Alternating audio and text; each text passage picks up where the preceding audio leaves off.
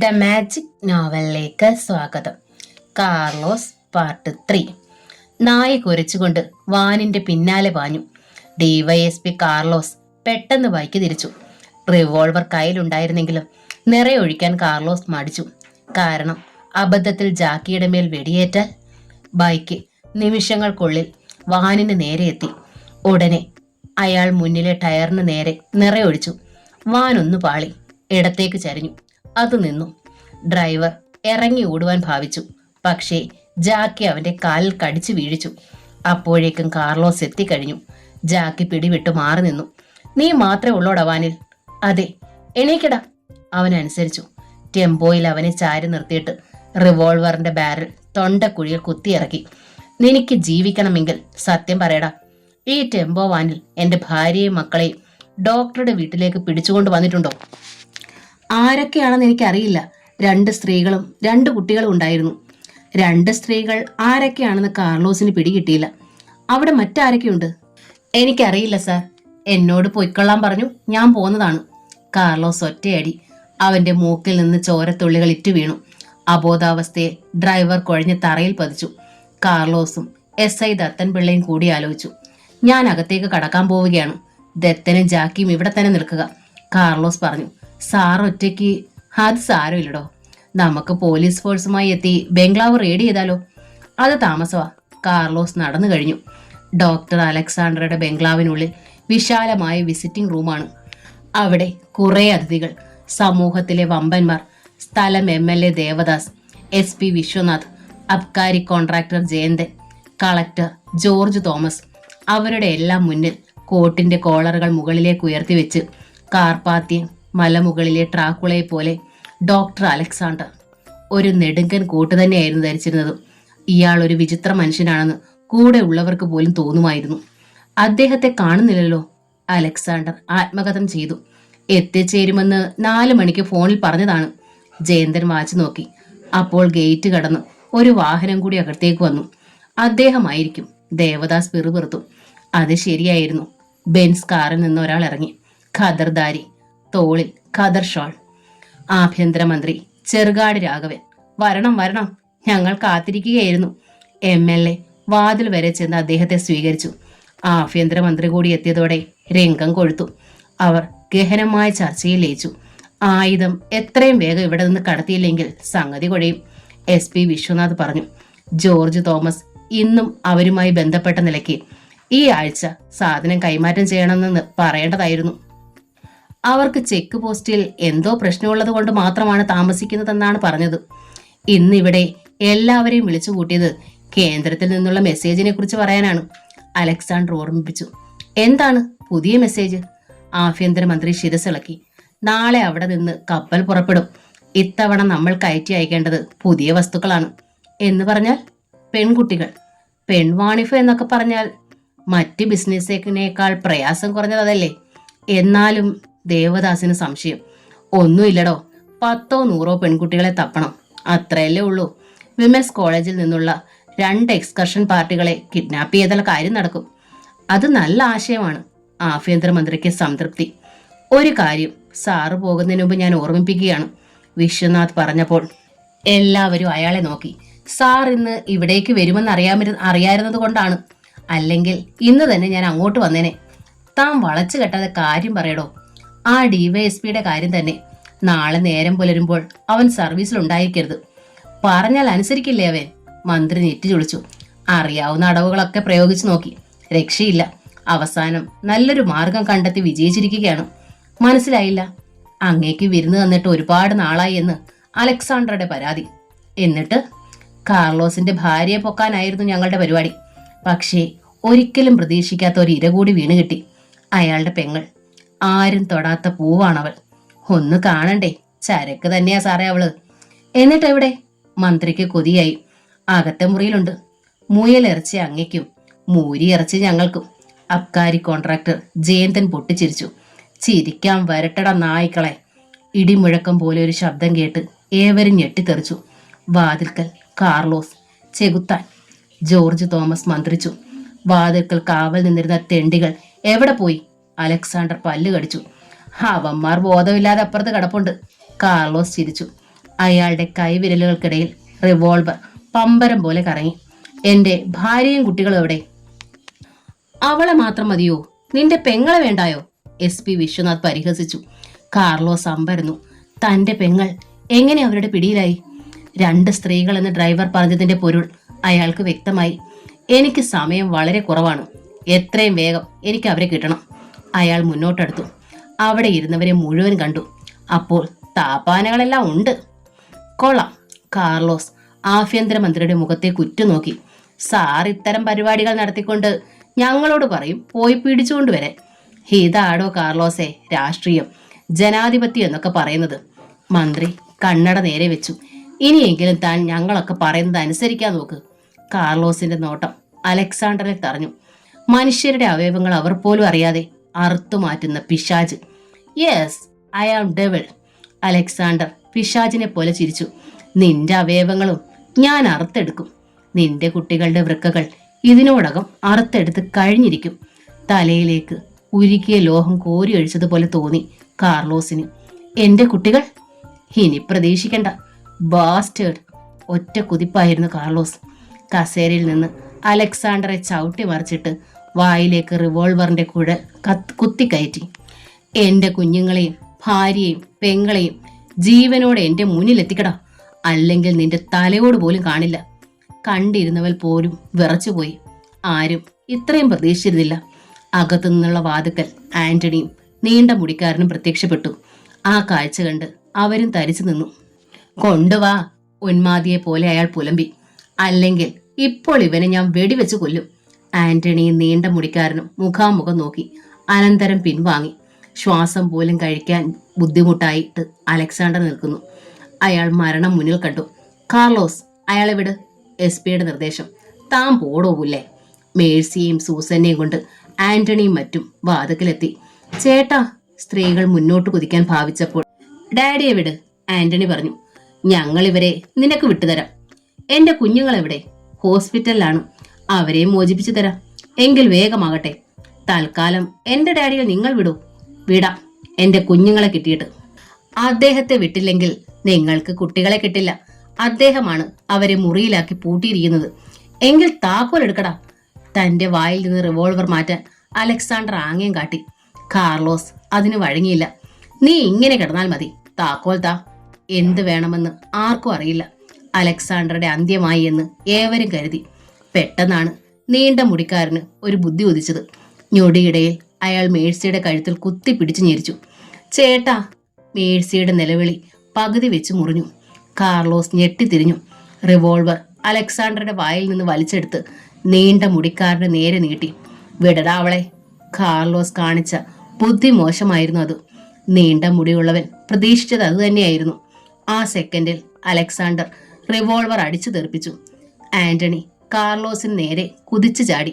ഇരുവരും തറയിലൂടെ നിരങ്ങിപ്പോയി. അവിടെ നിന്ന് എണീറ്റ് കാർലോസ് ആന്റണിയെ ഇടിച്ചു വീഴ്ത്തി. തന്റെ ഭാര്യയുടെയും സഹോദരിയുടെ നേരെ കുതിക്കുമ്പോൾ 1/2 ഡസനിലധികം റിവോൾവറുകൾ അയാളുടെ നേരെ ചൂണ്ടിയിരുന്നു. സ്റ്റോപ്പ്! വാളിന്റെ മൂർച്ചയുള്ള ശബ്ദത്തിൽ വിജയ ഉന്മാദത്തോടെ അലക്സാണ്ടർ ഗർജിച്ചു. ഞങ്ങൾ എല്ലാരും കൂടി ട്രിഗർ അമർത്തിയാൽ നിന്റെ ശരീരം അരിപ്പ പോലെയാകും. പിടിച്ചു നിർത്തിയതുപോലെ കാർലോസ് നിന്നു. SP വിശ്വനാഥ് എഴുന്നേറ്റ് കാർലോസിന്റെ അടുത്തേക്ക് വന്നു. 24 മണിക്കൂറിനുള്ളിൽ ഏതാണ്ട് കാട്ടിക്കളയുമെന്ന് എന്നോട് പറഞ്ഞില്ലേടാ? ഞങ്ങൾ കാണാൻ പോവുകയാ നിന്റെ ഭാര്യയുടെയും പെങ്ങളുടെയും. അയാൾ ഉച്ചത്തിൽ ചിരിച്ചു. ഒറ്റ ഇടിയായിരുന്നു കാർലോസിന്റെ മറുപടി. 5 അടി പിന്നിലേക്ക് വിശ്വനാഥ് തെറിച്ചു വീണു. അവിടെ നിന്നു കിടന്നുകൊണ്ട് അയാൾ നിറയൊഴിച്ചു. കാർലോസിന്റെ വയറ്റിൽ ഒരു ബുള്ളറ്റ് തുളഞ്ഞു കയറി. അയാൾ അലറിപ്പോയി. ആ ക്ഷണം അവിടെ ആരുടെയൊക്കെയോ കൈവശം റിവോൾവർ ഉണ്ടായിരുന്നോ അവരെല്ലാം ട്രിഗർ അമർത്തി. കാർലോസിന്റെ പല്ലുകൾ ഞെരിഞ്ഞമർന്നു. കാറ്റേറ്റ വൃക്ഷം കണക്കെ അയാൾ ആടി. ശരീരത്തിലൂടെ ചോര ഒലിച്ചിറങ്ങി. മേഴ്സി! അയാൾ വിലപിച്ചു. അതിനിടെ കാർലോസ് ഇത്രയും കൂടി കേട്ടു. നിന്റെ കുട്ടികൾ ഇവിടെ തന്നെ ഉണ്ടോടാ? നാളെ ഈ നേരത്തിനുള്ളിൽ അവരുടെ ആവശ്യമുള്ള അവയവങ്ങളെല്ലാം ഞാൻ അറുത്തെടുത്തിരിക്കും. ചുറ്റിലും പ്രേതങ്ങൾ അട്ടഹസിക്കുന്നത് കാർലോസ് കണ്ണുകൾക്ക് മുന്നിൽ മഞ്ഞുമൂടി. കാർലോസ് പ്രാർത്ഥിക്കുന്നത് പോലെ ഒരു നിമിഷം മുട്ടുകാലിൽ നിന്നു. പിന്നെ തറയിലേക്ക് മറിഞ്ഞു. മേഴ്സി മോഹാലസ്യപ്പെട്ട് പിന്നോട്ട് മറിഞ്ഞപ്പോൾ നീണ്ട മുടിയുള്ളവൻ താങ്ങി. വിക്രം! അലക്സാണ്ടർ ഗർജിച്ചു. നീണ്ട മുടിയുള്ളവൻ തലയുയർത്തി. ഈ ശവശരീരം ഇവിടെ നിന്ന് മാറ്റിയേക്കൂ. മേഴ്സിയും സൂസന്നെയും ഒരു മുറിയിൽ തള്ളിയിട്ട് വിക്രം ആ ശവശരീരം അവിടെ നിന്ന് ഉയർത്തി പുറത്തു കൊണ്ടുവന്നു. മാരുതി ജിപ്സിയുടെ പിന്നിൽ അത് കിടത്തി. പിന്നെ പെട്ടെന്ന് ഡ്രൈവിംഗ് സീറ്റിൽ കയറിയിരുന്നു. വെടിയുണ്ട പോലെ അത് പാഞ്ഞുപോയി. റോഡിൽ കാത്തു നിന്നിരുന്ന SI ദത്തൻ പിള്ളയും ജാക്കിയും ആ വാഹനം കണ്ടു. നായ കുരച്ചുകൊണ്ട് അതിന് പിന്നാലെ പാഞ്ഞു. ബംഗ്ലാവിനുള്ളിൽ വെടിയൊച്ചകൾ ഉയരുന്നത് ദത്തൻ പിള്ളയും കേട്ടിരുന്നു. തന്റെ തൊട്ടരികിൽ ഒരു ശബ്ദം കേട്ട് ദത്തൻ പിള്ള ഞെട്ടിത്തിരിഞ്ഞു. നോക്കുമ്പോഴേക്കും സുലൈമാൻ കനമുള്ള ഇരുമ്പുവടി കൊണ്ട് അയാളുടെ ശിരസിൽ അടിച്ചു കഴിഞ്ഞിരുന്നു. അവിടെ തന്നെ ദത്തൻ പിള്ളയും വീണു. യാതൊരു ധൃതിയും കൂടാതെ അയാളെ ഉയർത്തി തോളിലിട്ടുകൊണ്ട് സുലൈമാൻ നടന്നുപോയി. ഈ അവസരത്തിൽ ബംഗ്ലാവിനുള്ളിൽ സൂസന്റെ മുറിയിലേക്ക് കടന്നു ചെല്ലുകയായിരുന്നു ആഭ്യന്തരമന്ത്രി ചെറുകാട് രാഘവൻ. അതിന്റെ തൊട്ടടുത്ത മുറിയിലേക്ക് മാറ്റിയിരുന്നു മേഴ്സിയെ. അബോധാവസ്ഥയിൽ അവളുടെ ശരീരത്തിലേക്ക് പടർന്നു കയറുകയായിരുന്നു അപ്പോൾ MLA ദേവദാസ്. രാത്രിയുടെ യാമങ്ങൾ കൊഴിഞ്ഞു വീണു. നേരം വെളുക്കും മുമ്പ് രണ്ടുപേരുടെയും ശവശരീരങ്ങൾ ആ ബംഗ്ലാവിൽ നിന്ന് പുറത്തേക്ക് കൊണ്ടുപോയി. ചൂടുമാറാത്ത ശവശരീരങ്ങളായിരുന്നു അവസാനത്തെ ആൾക്കാർ ഉപയോഗിച്ചത്. കേരളത്തിന് മേൽ സൂര്യൻ ഉദിച്ചുയർന്നു. കാർലോസിനും കുടുംബത്തിനും എന്ത് സംഭവിച്ചുവെന്ന് ആർക്കും പിടികിട്ടിയില്ല. അതുപോലെ തന്നെ സബ് ഇൻസ്പെക്ടർ ദത്തൻ പിള്ളയുടെ അന്തർധാനവും ആർക്കും പിടികിട്ടാത്ത സമസ്യയായി അവശേഷിച്ചു. പുതിയ DYSPയും SIയും ചാർജ് എടുത്തു. പോലീസ് കാര്യങ്ങൾ മുറ പോലെ നീങ്ങി. അലക്സാണ്ടറുടെ നേതൃത്വത്തിൽ കള്ളക്കടത്തും പെൺവാണിഭവും യഥേഷ്ടം നടന്നു. ആഴ്ചകൾ കടന്നുപോയി. ഈ അവസരത്തിൽ അങ്ങകലെ ഒരു കുന്നിൻ ചെരുവിലെ റബ്ബർ തോട്ടത്തിനുള്ളിൽ ഒറ്റപ്പെട്ട വീട്ടിൽ പഴകി ദ്രവിച്ചു തുടങ്ങിയ കട്ടിലിൽ ഒരു മനുഷ്യൻ നിശ്ചലം കിടക്കുകയായിരുന്നു. അയാൾക്കരികിൽ തറയിൽ ഒരു ഭയങ്കര നായയും. കട്ടിലിൽ കിടക്കുന്ന മനുഷ്യൻ മറ്റാരുമായിരുന്നില്ല, DYSP കാർലോസ് തന്നെ. തറയിൽ കിടക്കുന്നത് ജാക്കിയും. താൻ രക്ഷപ്പെട്ടു എന്ന യാഥാർത്ഥ്യം മനസ്സിലാക്കാൻ കാർലോസിന് ദിവസങ്ങൾ തന്നെ വേണ്ടി വന്നു.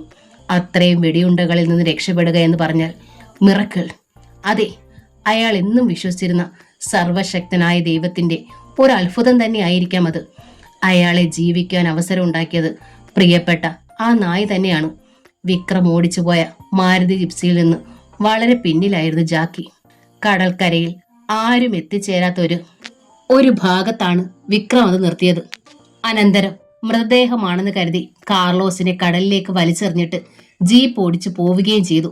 സൂസൻ മാത്രമായിരുന്നു അപ്പോൾ അവന്റെ മനം നിറയെ. തിരകൾ കടലിലേക്ക് ഏറ്റുവാങ്ങിക്കൊണ്ടുപോയ ശരീരം അടുത്ത തിര പകുതിയോളം കരയിലേക്ക് കൊണ്ടുവന്നപ്പോഴാണ് ജാക്കി അവിടെ എത്തുന്നത്. ആ ജന്തു കടലിലേക്ക് എടുത്തു ചാടി. വീണ്ടും അകലേക്ക് ഒഴുകാൻ തുടങ്ങുകയായിരുന്ന ശരീരത്തെ കടിച്ചു വലിച്ച് ഒരു വിധേന കരയിലെത്തിച്ചു. ചില കണ്ണുകൾക്ക് അത്ഭുതത്തോടെ ഈ കാഴ്ചകൾ കാണുകയായിരുന്നു. ഒരു സംഘം കള്ളക്കടത്തുകാർ. അവർക്ക് ഈ നായയുടെ പ്രവൃത്തിയിൽ അമ്പരപ്പ് തോന്നി. ആ മനുഷ്യൻ മരിച്ചതാണോ ഇല്ലയോ എന്നറിയാൻ ആകാംക്ഷയുണ്ടായി. എങ്കിലും ആ നായ അവരെ കടിച്ചു കീറുമെന്ന ഭീതി ഉണ്ടായിരുന്നു.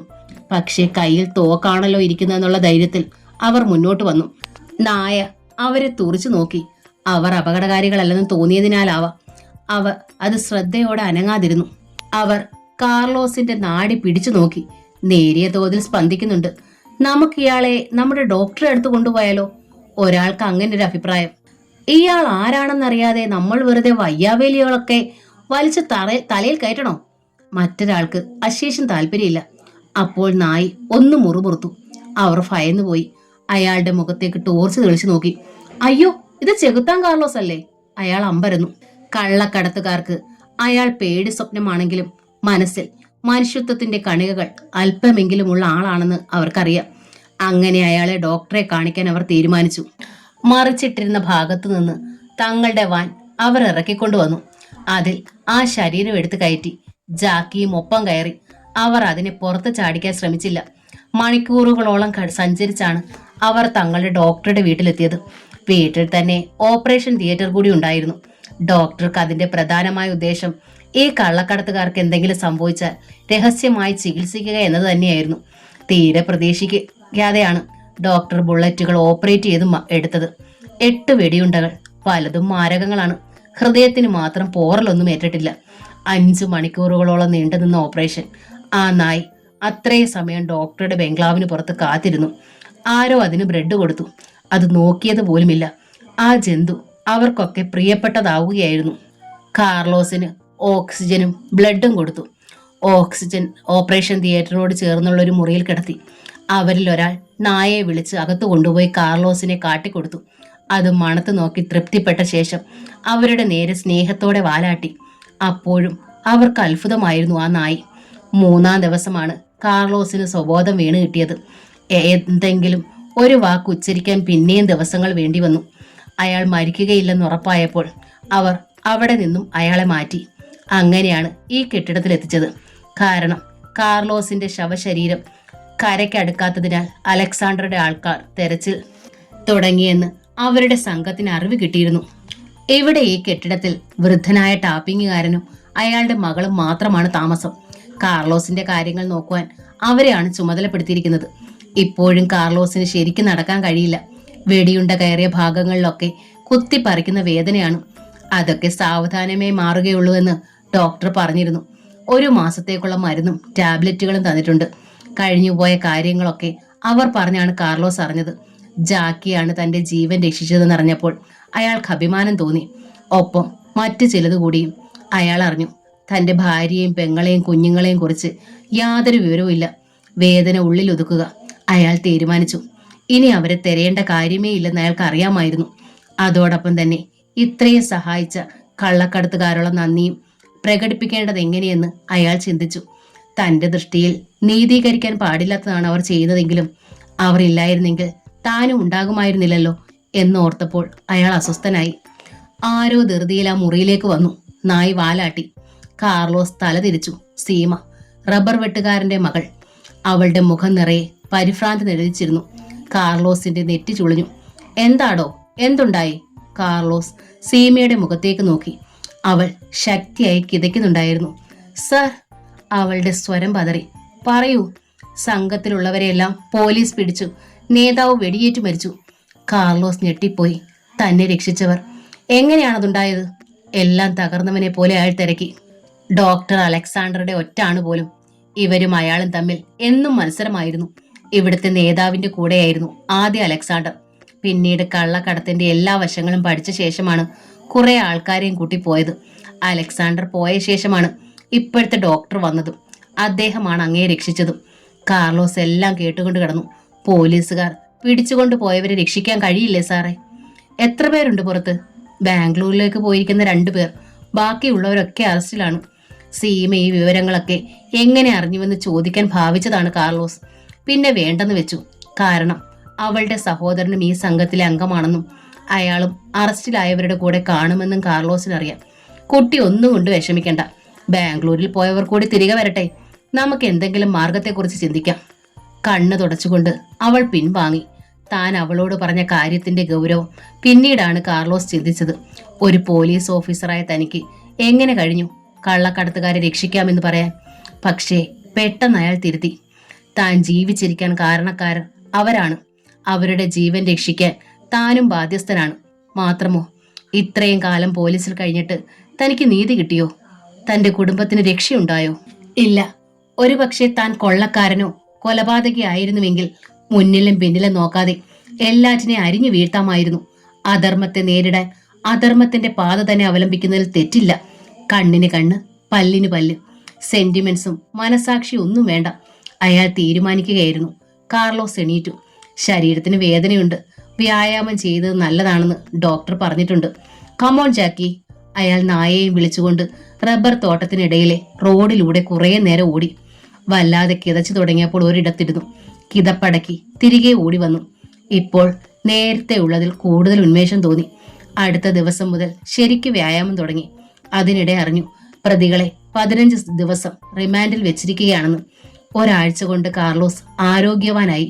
ശരീരത്തിലെ വേദന കുറഞ്ഞു. നല്ല മരുന്നും ഭക്ഷണവും. ബാംഗ്ലൂരിൽ പോയിരുന്ന 2 പേരും മടങ്ങിയെത്തി. അവർ മൂവരും ചേർന്നിരുന്ന് പദ്ധതികൾക്ക് രൂപം നൽകി. ആയുധങ്ങൾ ആവശ്യത്തിനുണ്ടല്ലോ? ഉണ്ട്. അത്യാവശ്യം വേണ്ടതെല്ലാം ഇവിടെ കൊണ്ടുവരണം. വിശ്വസിക്കാൻ കൊള്ളാവുന്ന ഒരു വാഹനവും. എല്ലാം ഏർപ്പാടാക്കാം സാർ. അവർ പോയി. കണ്ണാടിയിൽ നോക്കിയപ്പോൾ കാർലോസിന് ഒരു കാര്യം വ്യക്തമായി. തന്നെ അടുത്തറിയാവുന്നവർ പോലും ഇപ്പോൾ തിരിച്ചറിയില്ല. മുടിയും താടിയും എല്ലാം വളർന്നിറങ്ങിയിരിക്കുന്നു. അതേതായാലും ഒരു ആശ്വാസം തന്നെയാണ്.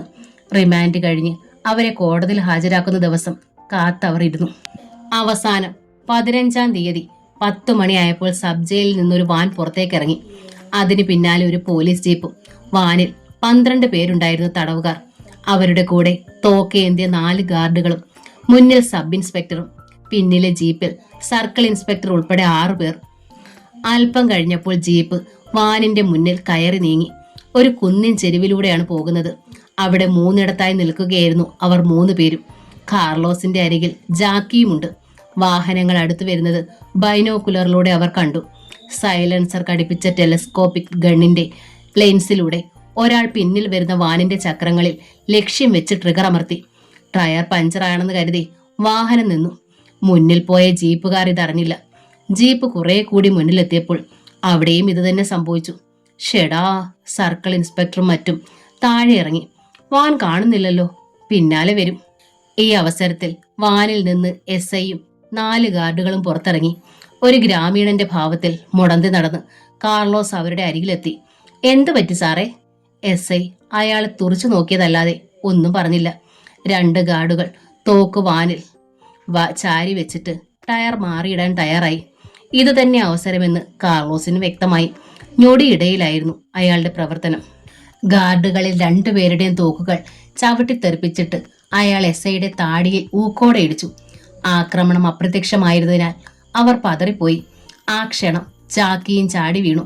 ഒരു പോലീസുകാരൻ തോക്കു ചൂണ്ടിയപ്പോഴേക്കും അയാളുടെ ശിരസിന് നേരെ കുതിച്ചു കഴിഞ്ഞിരുന്നു ജാക്കി. കാർലോസിന്റെ സഹായികളിൽ ഒരാളും പാഞ്ഞെത്തി. അയാൾ വാൻ തുറന്ന് മറ്റുള്ളവർ പുറത്തിറങ്ങാൻ സഹായിച്ചു. ഇത് കണ്ട് വാനിന്റെ ഡ്രൈവർ ജീവനും കൊണ്ട് ഓടിപ്പോയി. അടിച്ച അവശരായ പോലീസുകാരെ വാനിനുള്ളിലേക്ക് എടുത്തിട്ടിട്ട് പുറത്തുനിന്ന് ലോക്ക് ചെയ്തു. അനന്തരം അവർ കുന്നു കയറി ഓടിമറഞ്ഞു. കോടതിയിൽ ഹാജരാക്കുവാൻ കോടതിയിൽ കൊണ്ടുപോയ 2 പേരുടെ കൈകൾ വീതം ചേർത്ത് ബന്ധിച്ചിരിക്കുകയായിരുന്നു. അല്പനേരം കഴിഞ്ഞിട്ടും വാൻ കാണാഞ്ഞപ്പോൾ സർക്കിൾ ഇൻസ്പെക്ടർ അസ്വസ്ഥനായി. മാത്രമല്ല, ജീപ്പിന്റെ പഞ്ചറായ ടയർ കണ്ടപ്പോൾ മറ്റൊരു സംഗതി കൂടി വ്യക്തമായി. ടയർ വെടിയേറ്റ് തകർന്നതാണ്. സൈലൻസർ ഘടിപ്പിച്ച തോക്കുകൊണ്ടായിരിക്കണം അക്രമി വെടിവെച്ചത്. സർക്കിൾ ഇൻസ്പെക്ടർക്ക് അപകടം ബോധ്യമായി. കമോൺ, മറ്റുള്ളവരോട് പറഞ്ഞിട്ട് തൂകലുറയിൽ നിന്ന് റിവോൾവർ എടുത്തുകൊണ്ട് അയാൾ വന്ന വഴിയെ തിരികെ ഓടി. 1/2 കിലോമീറ്ററോളം പിന്നിൽ മാൻ കിടക്കുന്നത് അകലെ വെച്ചേ കണ്ടു. എതിരെ പരിഭ്രാന്തനായ ഡ്രൈവർ മൂടി വരുന്നുണ്ടായിരുന്നു. എന്തു പറ്റിയടോ? CI തിരക്കി. എല്ലാവരെയും തല്ലിയിട്ട് അവർ രക്ഷപ്പെട്ടു സാറേ. CIയുടെ തലയ്ക്കുള്ളിൽ ഒരു തരിപ്പുണ്ടായി.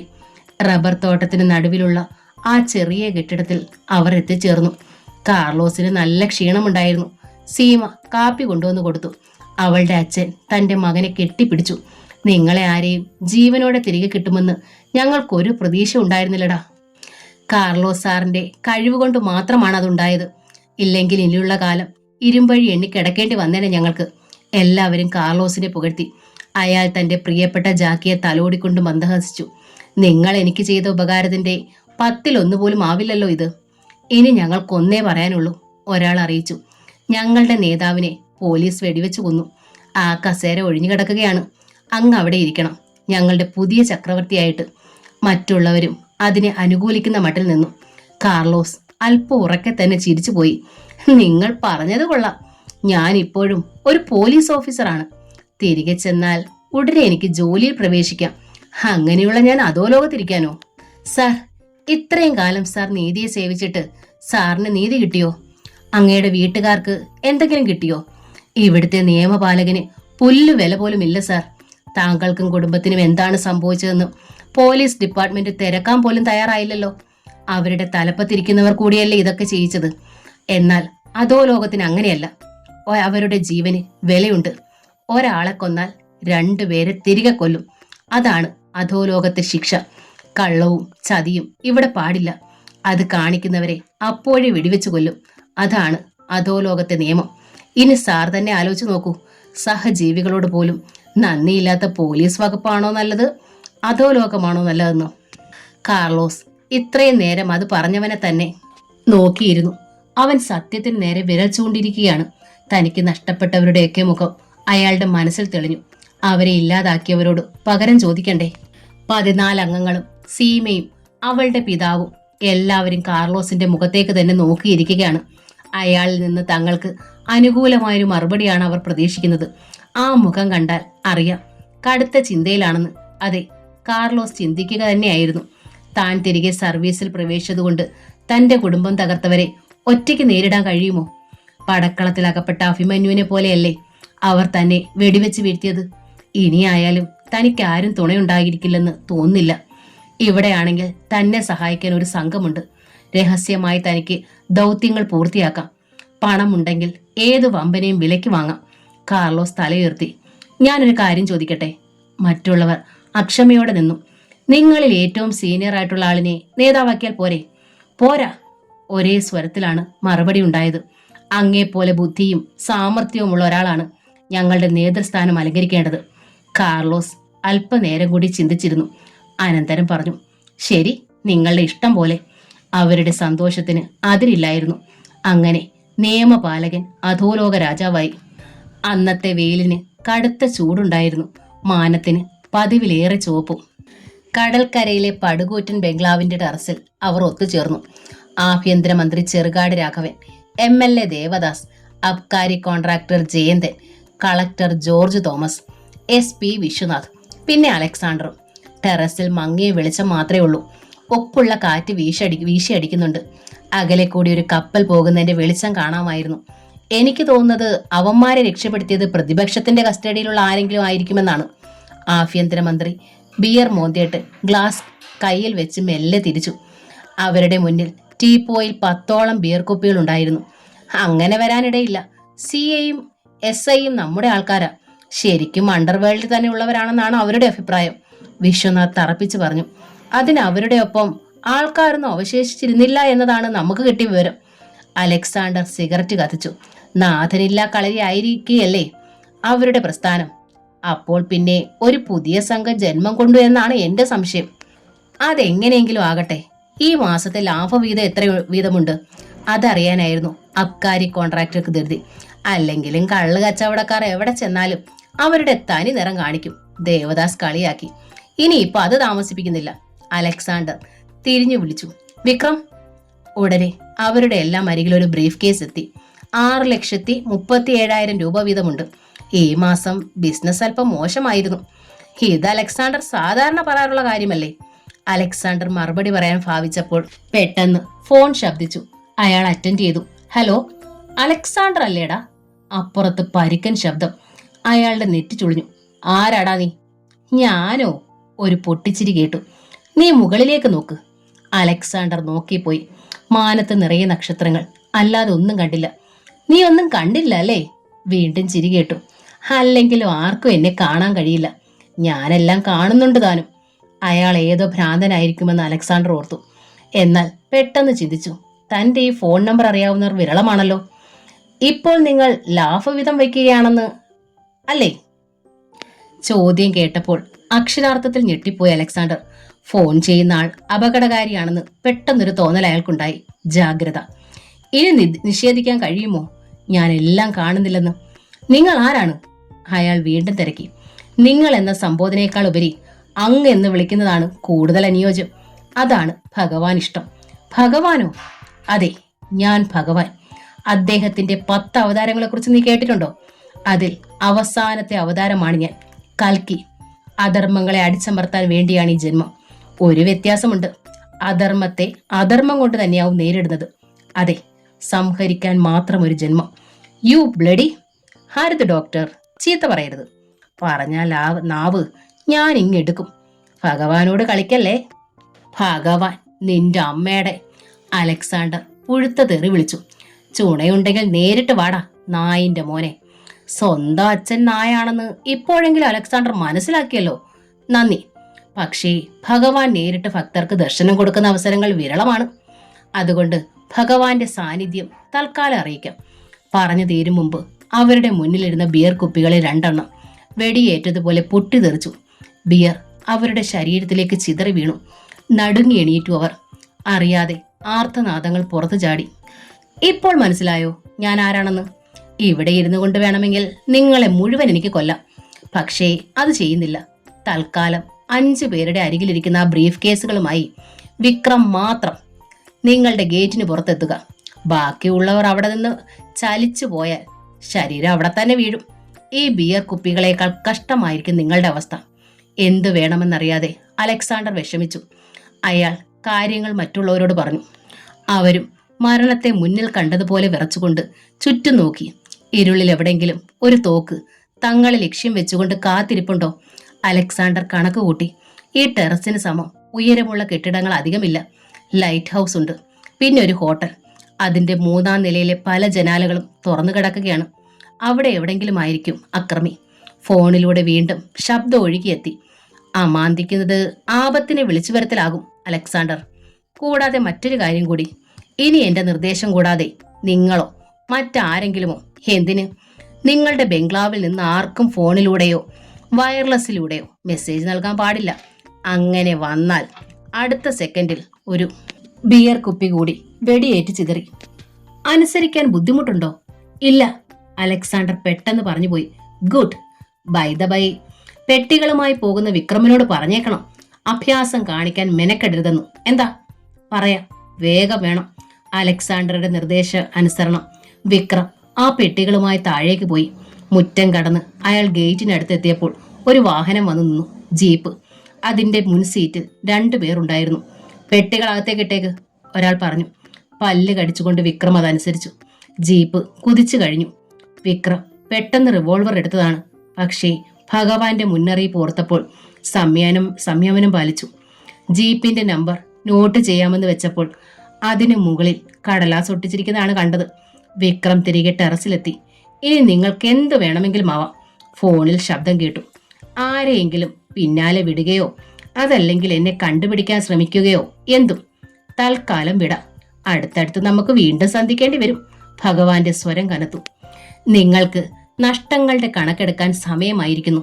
ചിത്രഗുപ്തന്റെ പുസ്തകത്തിൽ നിങ്ങളുടെ ആയുസിന്റെ താളുകൾ അടുത്തുകൊണ്ടും ഇരിക്കുകയാണ്. പിന്നൊരു സന്തോഷ വാർത്ത. മരണത്തിന് തൊട്ടു മുമ്പ് ഭഗവാൻ നിങ്ങൾക്ക് ദർശനമരുളും. ഭഗവാനെ കാണാതെ മരിച്ചാൽ അതൊരു തീരെ നഷ്ടമായിരിക്കും. ഫോൺ ഡിസ്കണക്റ്റ് ആയി. എല്ലാവരും ഭയന്നു പോയിരുന്നു. ഇനി എന്തു വേണമെന്ന് ആർക്കും അറിയില്ല. പരസ്പരം സംസാരിക്കാൻ കൂടി അവർക്ക് ഭീതിയായി. കനത്ത മൗനത്തിന് വിരാമം കുറിച്ചത് അലക്സാണ്ടർ തന്നെയാണ്. ആരും വിഷമിക്കണ്ട. ആ നായിന്റെ മോൻ ഏത് നരകത്തിൽ പോയി ഒളിച്ചാലും ഞാൻ അവനെ പൊക്കും. അലക്സാണ്ടർ ആണ് പറയുന്നത്. ഒരു ഭഗവാൻ. ഭൂ. പെട്ടെന്ന് അതിന് മറുപടി എന്നവണ്ണം ഒരു ബിയർ കുപ്പി കൂടി വെടിയേറ്റ് ചിതറി. അലക്സാണ്ടർ എന്ന അണ്ടർവേൾഡ് കിങ്ങിന് ആ രാത്രി ഉറക്കം നഷ്ടപ്പെട്ടു. തന്റെ ജീവിതത്തിൽ ആദ്യമായാണ് ഇത്തരം ഒരു അനുഭവം എന്ന് അയാൾ ഓർത്തു. ഭഗവാൻ. എത്ര ചിന്തിച്ചിട്ടും പുതിയ ശത്രുവിനെ പിടികിട്ടുന്നില്ല. അവന്റെ അരങ്ങേറ്റം തന്നെ വിജയിച്ചിരിക്കുന്നു. അലക്സാണ്ടർക്ക് സഹിക്കാവുന്നതിലും അധികമായിരുന്നു അത്. തന്റെ അനുചരന്മാരെ മുഴുവൻ വിളിച്ച് അലക്സാണ്ടർ കൽപ്പിച്ചിരിക്കുകയാണ്, എവിടെ നിന്നെങ്കിലും 24 മണിക്കൂറിനുള്ളിൽ ഭഗവാനെ ജീവനോടെ തന്റെ മുന്നിലെത്തിക്കണമെന്നും.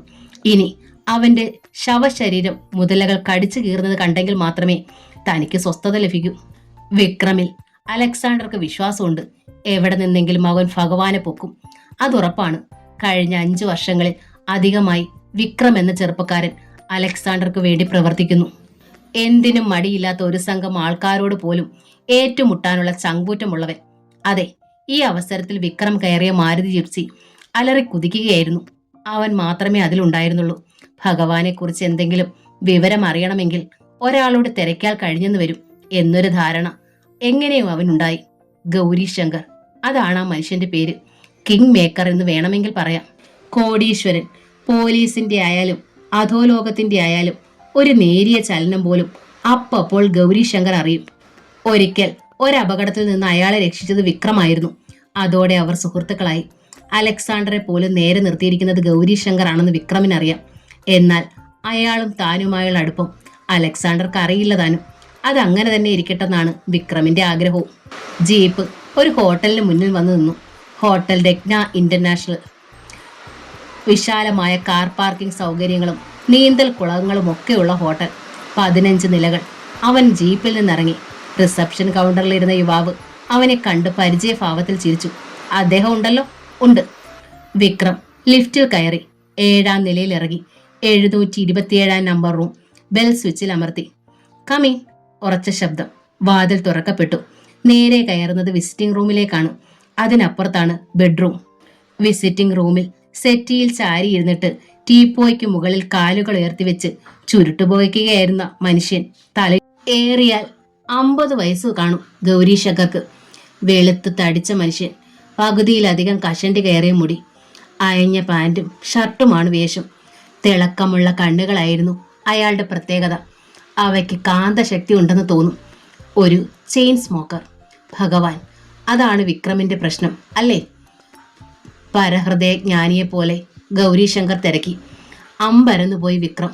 അതെ സാർ, അവൻ പറഞ്ഞു. അയാളെ കൊണ്ട് ഞങ്ങൾക്ക് തലവേദനയായിരിക്കുന്നു. എങ്ങനെയെങ്കിലും അയാളെ കണ്ടെത്തിയിട്ട് തിരികെ ചെല്ലാവൂ എന്നാണ് ബോസിന്റെ കൽപ്പന. ഗൗരീശങ്കർ വിക്രമിന്റെ കണ്ണുകളിലേക്ക് സൂക്ഷിച്ചു നോക്കി. ലക്ഷങ്ങൾ അവൻ കൊണ്ടുപോയി അല്ലേ? വിക്രം തലയിളക്കി. അസ്വസ്ഥതയോടെ നീണ്ട മുടിയിഴകളിൽ വിരലോടിച്ചു. ഞാനൊരു സംഗതി പറഞ്ഞാൽ വിക്രം വിശ്വസിക്കുമോ? ഗൗരീശങ്കർ ചോദിച്ചു. സർ, യഥാർത്ഥത്തിൽ ഈ ഭഗവാൻ ആരാണെന്ന് എനിക്ക് പോലും ഇതുവരെ വിവരം കിട്ടിയിട്ടില്ല. എൻ്റെ ആൾക്കാരും ഈ ഒരു വിവരം അറിയാൻ നെട്ടോട്ടം ഓടുകയാണ്. വിക്രമിന് അവിശ്വസനീയത തോന്നി. ഗൗരീശങ്കർ അറിയാത്ത ഭഗവാനോ? അപ്പോൾ അയാൾ തുടർന്നു. ഏത് നിമിഷവും എൻ്റെ ആൾക്കാർ ആ സത്യം മനസ്സിലാക്കും. റിപ്പോർട്ട് കിട്ടിയാലുടനെ ഞാൻ വിക്രമിന് ഫോൺ ചെയ്യാം. Thank you sir. വിക്രം എണീറ്റു. Good night. ഗൗരീശങ്കർ റിമോട്ട് കൺട്രോളിൽ വിരലമർത്തി. വാതിൽ തുറക്കപ്പെട്ടു. വിക്രം പുറത്തിറങ്ങിയ ഉടനെ അത് അടയുകയും ചെയ്തു. ആ നിമിഷം ഫോൺ ശബ്ദിച്ചു. ഗൗരീശങ്കർ അറ്റൻഡ് ചെയ്തു. ഹലോ, കിങ് മേക്കർ അല്ലേ? അപ്പുറത്ത് പരുക്കൻ ശബ്ദം. കയ്യിൽ കുറേയേറെ പണവും ആൾസ്യ സ്വാധീനവും ഉണ്ടെന്ന് കരുതി എന്തിനാ ഗൗരി വെറുതെ കടന്നൽ കൂട്ടിൽ കൈയിടുന്നത്? ഗൗരീശങ്കറുടെ നെറ്റി ചുളിഞ്ഞു. Who are you? Your father. എടുത്തടിച്ചതുപോലെയായിരുന്നു മറുപടി. പിന്നെ സാവധാനത്തിൽ അതിന്റെ വിവരണം. ഞാൻ താങ്കളുടെ അച്ഛന് പറഞ്ഞതാണെന്ന് കരുതരുത്. ഈ ലോകത്തിലെ സകല ചരാചരങ്ങളുടെയും പിതാവ് എന്നൊരാളുണ്ട്. അതാണ് ഞാൻ. ദൈവം, ഭഗവാൻ. യെസ്, ഐ ആം ഭഗവാൻ. ഭഗവാൻ തുടർന്ന് പറഞ്ഞു.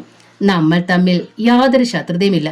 പിന്നെ വെറുതെ എന്തിനാണ് നിങ്ങൾ ഞാൻ ആരാണെന്ന് മനസ്സിലാക്കാൻ ആൾക്കാരെ അയക്കുന്നത്? ഗൗരീശങ്കർക്ക് ശ്വാസം വിലങ്ങിയതുപോലെ തോന്നി. നിങ്ങളുടെ സുഹൃത്തുക്കളായ അധോലോകക്കാരെ സഹായിക്കാൻ അല്ലേ? അത് നടപ്പില്ല.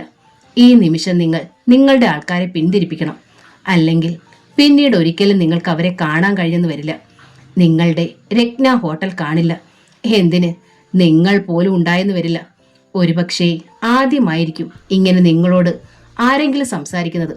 അനുസരിക്കാൻ ബുദ്ധിമുട്ട് കാണും. സൂക്ഷിച്ചാൽ ദുഃഖിക്കണ്ട. അത്ര തന്നെ. ഫോൺ കട്ടായി. ഗൗരീശങ്കർ തല കുനിച്ചിരുന്നു. ലിഫ്റ്റ് വഴി താഴെ വന്ന വിക്രം ജീപ്പിൽ കയറി. അത് അലറി കുതിച്ചു. തണുത്ത കാറ്റ് വീശിയടിച്ചു. വിക്രമിന്റെ ഉള്ളിൽ അഗ്നിക്കാറ്റായിരുന്നു. ഒരു ശത്രു ഉണ്ടെന്നറിഞ്ഞാൽ പിന്നീട് അയാളെ ഇല്ലാതാക്കുന്നത് വരെ അവന്റെ മനസ്സ് കലുഷമായിരിക്കും. ശത്രു മരിച്ചു വീഴുന്നത് കാണുമ്പോൾ അവന്റെ തലച്ചോറിൽ ഐസ് കൊണ്ട് തഴുകുന്നൊരു സുഖം കിട്ടും. അതൊരു പ്രത്യേകതയായിരുന്നു. ഇവിടെ ശത്രു നിസാരനല്ലെന്ന് വിക്രമിനറിയാം. ഇനി അയാളെ കണ്ടെത്തി നശിപ്പിക്കാതെ തനിക്ക് വിശ്രമമില്ല. നീണ്ട മുടി കാറ്റിൽ പറന്നു. അറിയാതെ വീണ്ടും വീണ്ടും ആക്സിലേറ്റർ കാൽ അമർന്നുകൊണ്ടിരുന്നു. റോഡ് തീർത്തും വിജനമാണ്. റോഡ് കടൽ തീരത്തേക്ക് തിരിയുന്ന ഭാഗമായി പെട്ടെന്ന് അവന്റെ കാൽ ശക്തിയായി ബ്രേക്കിലമർന്ന് ജീപ്പിന്റെ ചക്രങ്ങൾ പാളി. ടയർ തറയിൽ ഒരിഞ്ഞു കത്തിയതിന്റെ ഗന്ധം. ജീപ്പ് കുലുങ്ങി നിന്നു. ഹെഡ്ലൈറ്റിന്റെ വെളിച്ചത്തിൽ ആ കാഴ്ച കണ്ട് വിക്രമിന്റെ കണ്ണുകൾ കുറുകി. 50 അടിയോളം മുമ്പിൽ റോഡിന് നടുവിൽ ഒരു കല്ലുരുട്ടി വെച്ചിട്ട് അതിന് മുകളിൽ കറുത്ത വസ്ത്രങ്ങളും കൂർത്ത തൊപ്പിയും ധരിച്ച് ഒരാൾ പുറംതിരിഞ്ഞിരിക്കുകയാണ്. ഭഗവാനോടുള്ള കോപം മനസ്സിലിരുന്ന് തിളയ്ക്കുകയായിരുന്നതിനാൽ ആ രോഷം കല്ലിന്റെ പുറത്തിരിക്കുന്നവനോട് തിരിഞ്ഞു. 2-3 തവണ ഹോൺ മുഴക്കി. അയാൾക്ക് ചലനമില്ല. അയാളുടെ വായിൽ നിന്ന് പുക നൂൽ പോലെ ഉയരുന്നത് കണ്ടു. കഴിവറടാ മോൻ, സിഗരറ്റ് വലിക്കുകയാണ്. വിക്രം പല്ല് കടിച്ചു. അനന്തരം ജീപ്പിൽ നിന്നിറങ്ങി. ഹെഡ്ലൈറ്റുകൾ തെളിച്ചു തന്നെ നിന്നു. വിക്രം അയാളുടെ നേരെ നടന്നു. അവന്റെ നിഴൽ അയാളുടെ മേൽ പതിഞ്ഞു. എന്നിട്ടും യാതൊരു പ്രതികരണവുമില്ല. എടാ, ഒരലർച്ചയോടെ വിക്രം അയാളെ ചാടിത്തൊഴിച്ചു. അയാൾ മുന്നോട്ട് മറിഞ്ഞു വീണു. വായിൽ നിന്ന് സിഗരറ്റ് തറയിൽ തെറിച്ചു വീണു. വീണിടത്ത് നിന്ന് അയാൾ ചലിച്ചില്ല. ഒരു ശവശരീരമായിരുന്നു അത്. വിക്രം മുന്നോട്ടടുത്ത് സൂക്ഷിച്ചു നോക്കി. പിന്നെ ശരീരം വലിച്ചുയർത്തി. അസാധാരണ ഭാരം അയാളെ ശരിക്കും വെളിച്ചമുള്ളിടത്തേക്ക് മാറ്റിക്കിടത്തി. ഒരു നടുക്കം. വിക്രമിന്റെ മുഖം വിളറി. സാർ! അറിയാതെ ഒരു ശബ്ദം കണ്ടത്തിൽ നിന്നുണ്ടായി. അപ്പോഴും അനക്കമില്ല. കണ്ണുകൾ ചലനമറ്റതുപോലെ. അവൻ അയാളുടെ നാടി പിടിച്ചു നോക്കി. നെറ്റി ചുളിഞ്ഞു. ഒരമ്പരപ്പ്. സംശയം തീരാഞ്ഞു വീണ്ടും ശ്രദ്ധിച്ചു. അതെ, ശരീരം ഏത് രൂപത്തിലും ചലിപ്പിക്കാൻ കഴിയുന്ന ഒരു ഡെമ്മിയായിരുന്നു അത്. അലക്സാണ്ടറുടെ ഡെമ്മി. അവനൊന്നും പിടികിട്ടിയില്ല. എന്തായാലും അവൻ ആ ഡെമ്മി കൊണ്ടുപോകാൻ തന്നെ തീരുമാനിച്ചു. കല്ലുരുട്ടി മാറ്റിയിട്ട് അവൻ ഡെമ്മി ഉയർത്തി തോളിൽ വെച്ചുകൊണ്ട് ജീപ്പിന് നേരെ നടന്നു. ഡോക്ടർ അലക്സാണ്ടറുടെ ബംഗ്ലാവിൽ അവൻ എത്തി. രാത്രി തന്നെ അലക്സാണ്ടറും പുത്രനും മറ്റു ചിലരും വിസിറ്റിംഗ് റൂമിലേക്ക് പാഞ്ഞു വന്നു. തന്റെ അതേ മുഖമുള്ള ഡെമ്മി കണ്ട് ഡോക്ടർ ഒന്ന് പതറി. Beep beep. പൊടുന്നനെ ഡെമ്മിയിൽ നിന്ന് ശബ്ദം ഉയർന്നു. കണ്ണുകൾ ചുവന്ന് തിളയ്ക്കാൻ തുടങ്ങി. കാർലോസ് എന്ന നോവലിന്റെ ഈ ഭാഗം ഇവിടെ പൂർണ്ണമാവുകയാണ്. ഈ നോവൽ നിങ്ങൾക്ക് ഇഷ്ടമായെങ്കിൽ ലൈക്ക് ചെയ്ത് ഷെയർ ചെയ്ത് സബ്സ്ക്രൈബ്